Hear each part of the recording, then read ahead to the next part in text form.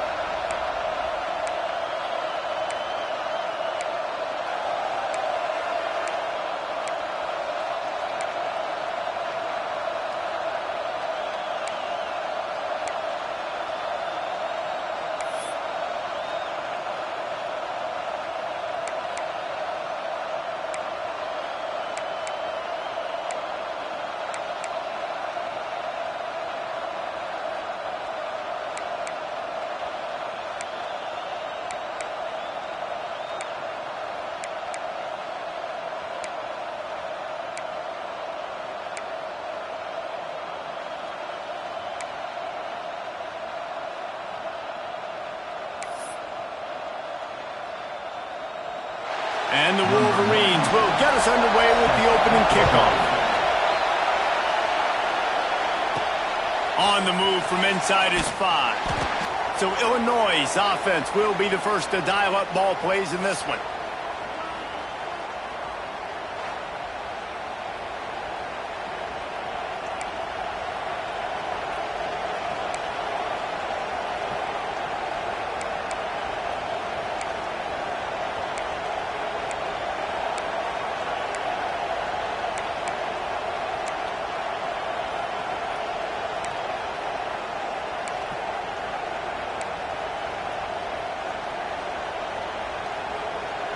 This place is roaring, and it's going to be so hard to operate under these conditions. From the gun, they'll try to impose their running game. Love seeing these early season top 25 matchups. You can get a really good feel of how good these teams are, guys. And the intensity is going to be big too, David, because the players, you know, on these teams, they've been thinking about this game for a long time. They knew they'd have a national stage, and they got a chance to prove just how good they are. Oh, man, make that statement. Make that early statement. We always look at the end of the season, and what does the committee say? Oh, they beat top 25 so-and-so. Here's your chance to put that on your resume that'll pay off big time and late in the season. This crowd going to try to make life miserable for these guys. To the air, it's Altmaier. They'll throw it to the back on the screen. Makes one man miss. Really needed a play like that to get out of their own end. They move the chains. They mark it at the 29. Luke Altmaier started his career as a backup to Matt Corral at Ole Miss, but man, did he blossom for the Fighting Illini. Had their best season in more than 20 years, and maybe more in store for him, Jesse. Yeah, Reese, there were still a lot of fans that I think were skeptical when the transfer portal news came out that he was going to be joining Illinois. People wanted to see what all the hype was about. You saw it last year, not just running the ball, but this is going to be a really, really tough team to beat. A first down for the offense.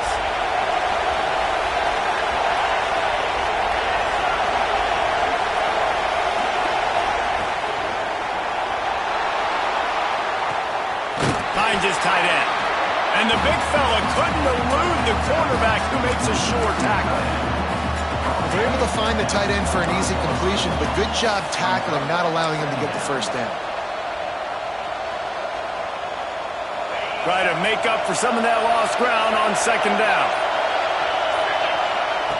Looking to fire. Throws to the wideout. Intercepted, and the first drive ends with a pick. Going the other way, and he's got touchdown Wolverines. How about this defense taking one back to the house? Oof, and after that pick six, not the start this quarterback wanted. You're going to have to be really good about having a short-term memory and just turn the page. There is tons of football here to be played. They made a big mistake on that last throw, don't let it beat you for the rest of this football game. You've got a lot of ball left to play. You've got to keep going. Kickoff unit on the field, and this defense will be called on to protect this lead. On the run from inside his own 5. He was looking for more running room, but none to be found as he stopped at the 23.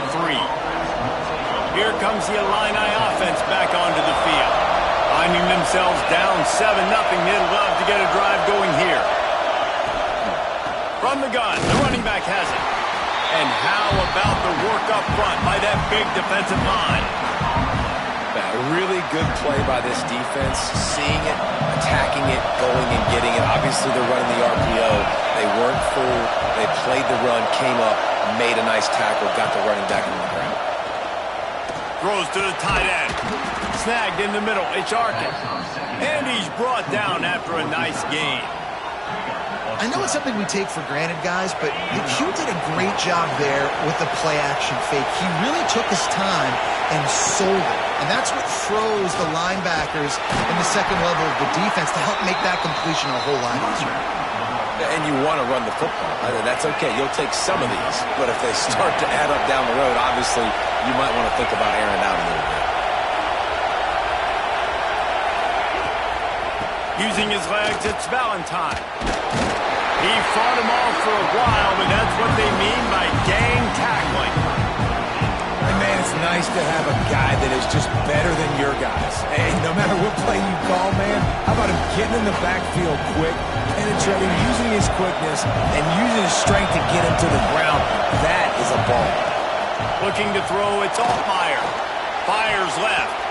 Tight coverage and an incomplete pass. The defense knocks it away and forces the 4th down. Third and long situations are really hard to convert. The defense knows it's going to be passed. The pass rushers are getting upfield. You're under pressure. You don't have timing. And as a result now, 4th down. And it'll come to rest just inside the 50-yard line.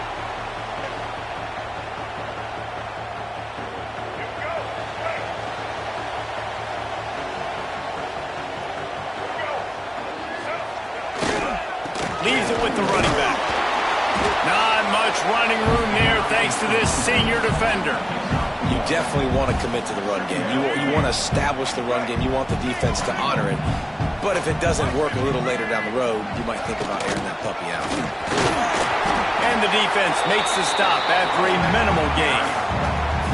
And that run really didn't go anywhere. And a lot of times we don't focus on it enough, but how important those 5 guys are up front. To get on those defensive linemen, to try to move them out of the way, to get a run game going, it squarely falls on the shoulder of those 5 offensive linemen. Catch in the middle, it's Moore.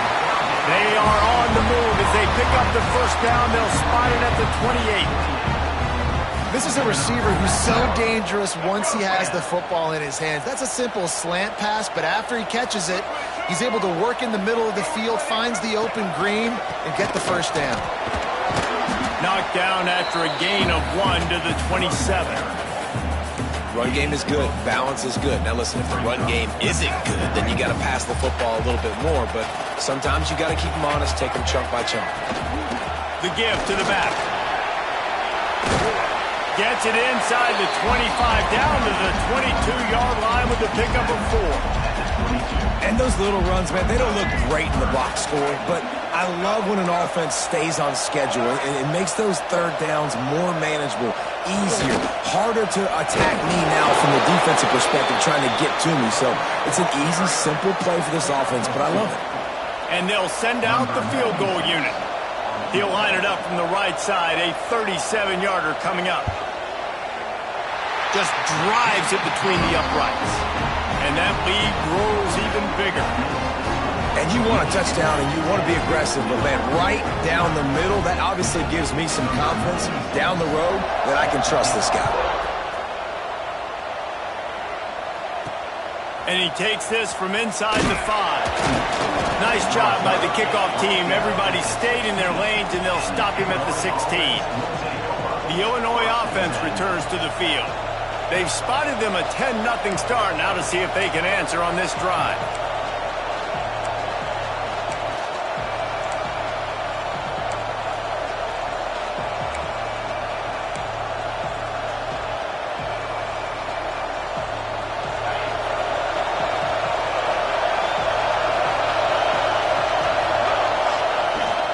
Leaves it with the back. Ran to that daylight to pick up 6 to the 22. Well, it's plays like that that'll help this offense stay in rhythm all game long. If you can have that kind of success on first down running the football, it just opens up your entire playbook moving forward. And there was nowhere to go, just stopped in his tracks in the backfield. And that's exactly what you want to do as a defense, man. You want to get penetration and not let that tank get downhill. Because when he gets downhill at that weight and that size, it could be a problem for your defense. Get him before he gets started. That's one that DB, I think, would like to have back. Out route, he was in man coverage. If he could have just got out of his break a little bit sooner, he might have had a chance to intercept that one and take it to the house. Trying to do it on the ground. Bulldozes his way through. Just what they were looking for to get this drive rolling. They're out to the 35. Illinois picked up the first down. Now here they come again. Yeah, I like it. I like the confidence of the coaches. When you're an offensive coach, you got to be aggressive nowadays. And going for it in your own territory, it used to be, no, you can't do that. Now, everybody's like, you know what? Analytically, that makes sense. And runs like that are like body blows in a boxing match. 4, 5, 6-yard gains early turn into 20, 30, 40-yard gains later. They really wear down. Efficient run, gets it up to the 44. And, you know, when we talk about great third down defenses, it really starts with them getting stops on first and second. You've got to get those stops early in the drives to set up third and long. So that's nowhere to go, and the ball is loose. How in the world did the offense retain possession? Illinois runs the punt unit onto the field. This will be the second time they've had to kick it away. I wouldn't quite call it a shank, but that's not exactly going to go on the resume reel. And here comes the Michigan offense back on the field. They've built a quick double-digit lead now to try to get this offense really humming. The give to the single back. And a good, solid pickup before the defense cuts him down. And I kind of like how the running back didn't mess around. Like, just get downhill when you see an opening.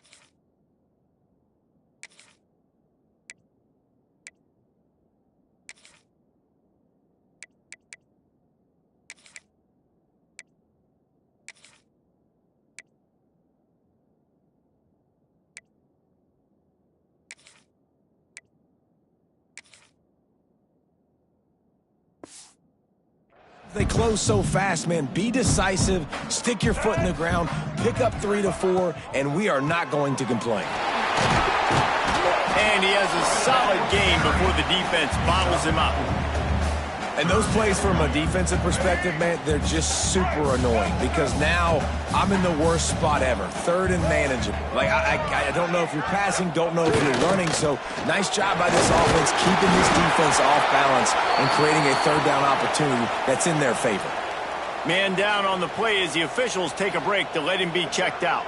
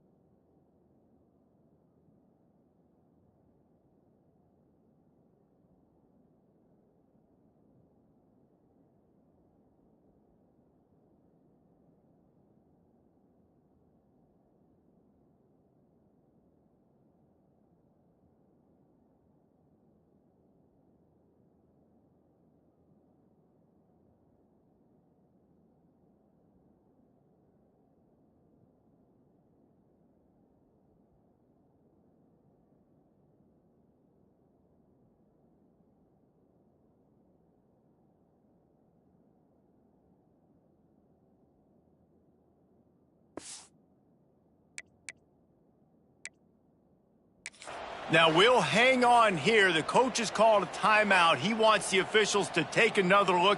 Thinks he's got a good shot at getting this one overturned.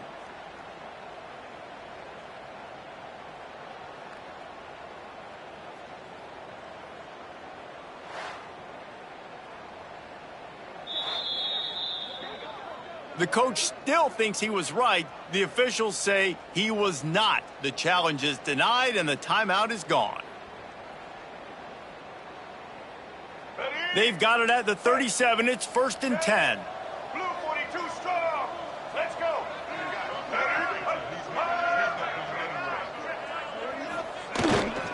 They believe they can run right here. Just enough room to gain a couple down to the 34. And the defense doing a great job committing to the run. When you commit to the run like this, obviously you can give up some plays in the passing game, but you got to stop the run first. Picked up 2 yards on that last one. They need 8 on 2nd down.